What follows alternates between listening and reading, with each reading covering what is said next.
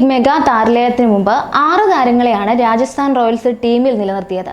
Sanju Samson, Yashasvi Jaiswal, Riyan Parag, Dhruv Jurel, Shimron Hetmyer, Sandeep Sharma എന്നിവരാണ് ആ താരങ്ങൾ. അന്നു മുതലേ രാജസ്ഥാൻ ആരാധകർ വിമർശനങ്ങളുമായി രംഗത്തെത്തിയിരുന്നു. IPL-ൽ രാജസ്ഥാനെ പോയിന്റ് പട്ടികയിൽ ആദ്യ സ്ഥാനത്തേക്ക് ഉയർത്താൻ നിർണായക പങ്കുവഹിച്ച താരങ്ങളെ നിലനിർത്താതെ അവരെ താരലേലത്തിലേക്ക് വിട്ടുകളഞ്ഞത് ആരാധകരെ ചൊടിപ്പിച്ചത് സ്വാഭാവികം തന്നെയാണ്. ഇക്കൂട്ടത്തിൽ അല്പമെങ്കിലും സ്ഥിരതയാർന്ന പ്രകടനം കാഴ്ചവെച്ചത് ജയ്സ്വാളും സഞ്ജുവും മാത്രമാണ്. സഞ്ജുവിന്റെ അഭാവത്തിൽ ക്യാപ്റ്റൻ കുപ്പായമണിഞ്ഞ റിയാൻ പരാഗ് നിരാശപ്പെടുത്തി. റോയൽസിന്റെ ഭാവി എന്ന് കഴിഞ്ഞ സീസണിൽ വാഴ്ത്തിപ്പാടിയ ധ്രുവ് ജൂറൽ ഈ സീസണിൽ ഒരു ഫ്ലോപ്പായി മാറി.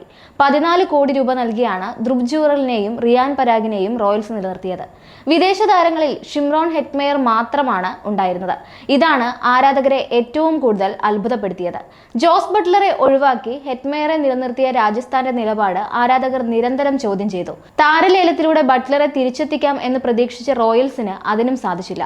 പേഴ്സ് മണി നന്നേ കുറഞ്ഞ രാജസ്ഥാന് ബട്ട്ലറെ പോലെ മികച്ച ഒരുപാട് താരങ്ങളെ IPL താരലേലത്തിൽ നിന്ന് സ്വന്തം ക്യാമ്പിലേക്ക് എത്തിക്കാൻ സാധിച്ചില്ല.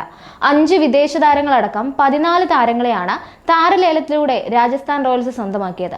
പക്ഷേ ഈ താരങ്ങളിൽ നിന്നും സ്ഥിരതയാർന്ന ഒരു പ്രകടനവും രാജസ്ഥാന് ലഭിച്ചില്ല.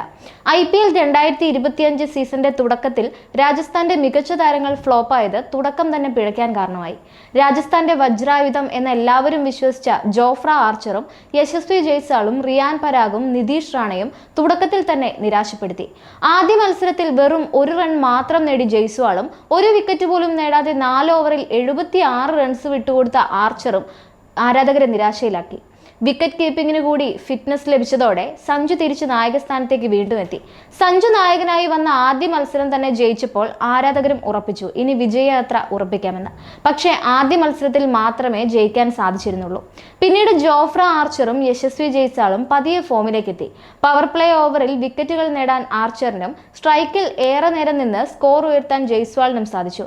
പക്ഷേ അപ്പോഴേക്കും മധ്യനിര ബാറ്റർമാരുടെ താളം തെറ്റി. റിയാൻ പരാഗും നിതീഷ് റാണയും ശുഭം ദൂബെയും ഹെറ്റ്മെയറും വിമർശനങ്ങൾ വാരിക്കൂട്ടിയ പ്രകടനം കാഴ്ചവെച്ചു. കഴിഞ്ഞ ദിവസം ബംഗളൂരുവുമായുള്ള മത്സരത്തിൽ RCBയുടെ ഹോം ഗ്രൗണ്ടിന്റെ ഗാലറിയെ നിശബ്ദരാക്കാൻ സാധിച്ച റോയൽസ് പിന്നീട് മത്സരം കൈവിട്ട് കളയുകയായിരുന്നു. ഇതിന് കാരണവും മധ്യനിരയിലെ ഫോം ഔട്ട് താരങ്ങളാണ്. നായകനായി തിരിച്ചെത്തി കിടിലൻ ബാറ്റിംഗ് പ്രകടനം നടത്തുന്ന സമയത്താണ് ഡൽഹിക്കെതിരായ മത്സരത്തിൽ നിന്ന് പരിക്കേറ്റ് സഞ്ജു മൈതാനം വിടുന്നത്. പിന്നീട് ഇതുവരെ തിരിച്ചെത്താൻ സഞ്ജുവിന് സാധിച്ചിട്ടില്ല. തുടർന്നുള്ള മത്സരങ്ങളും അദ്ദേഹത്തിന് നഷ്ടമാകാനുള്ള സാധ്യതകളും കൂടുതലാണ്. ടീമിനിടയിലെ പ്രശ്നങ്ങളും ഇടയ്ക്ക് ചർച്ചയായിരുന്നു. ഡൽഹി ക്യാപിറ്റൽസിനെതിരെ സൂപ്പർ ഓവറിലേക്ക് നീണ്ട മത്സരത്തിന് പിന്നാലെയാണ് സാമൂഹ്യ മാധ്യമങ്ങളിൽ ഇക്കാര്യം ചർച്ചയായത്. ഡഗ്ഔട്ടിൽ ദ്രാവിഡ് നടത്തിയ ടീം മീറ്റിംഗിൽ സഞ്ജു പങ്കെടുക്കാത്ത വീഡിയോ വൈറലായിരുന്നു. സീസണിൽ ആദ്യമായി സമനില വന്നതോടെ സൂപ്പർ ഓവറിലേക്ക് നീണ്ട ആവേശകരമായ മത്സരത്തിൽ ഡൽഹി ക്യാപിറ്റൽസ് വിജയിച്ചിരുന്നു. പിന്നാലെയാണ് സഞ്ജുവും ദ്രാവിഡും തമ്മിൽ പ്രശ്നങ്ങളുണ്ടെന്ന അഭ്യൂഹങ്ങൾ ഉയർന്നത്. രാജസ്ഥാൻ റോയൽസിലെ എല്ലാ തീരുമാനങ്ങളിലും സഞ്ജു ഭാഗവാക്കാണെന്നും തിരിച്ചുള്ള റിപ്പോർട്ടുകൾ അടിസ്ഥാനരഹിതമാണെന്നും ദ്രാവിഡ് പ്രതികരിച്ചിരുന്നു. ഈ വാർത്തകൾ നിഷേധിച്ച ദ്രാവിഡ് എല്ലാ തീരുമാനങ്ങളിലും സഞ്ജു അവിഭാജ്യ ഘടകമാണെന്ന് വ്യക്തമാക്കുകയും ചെയ്തു. സഞ്ജുവുമായി തനിക്ക് നല്ല ബന്ധമാണുള്ളതെന്നും റോയൽസിന്റെ ഓരോ ചർച്ചയിലും തീരുമാനത്തിലും അദ്ദേഹം പങ്കാളിയാണെന്നും ദ്രാവിഡ് വിശദീകരിച്ചിരുന്നു.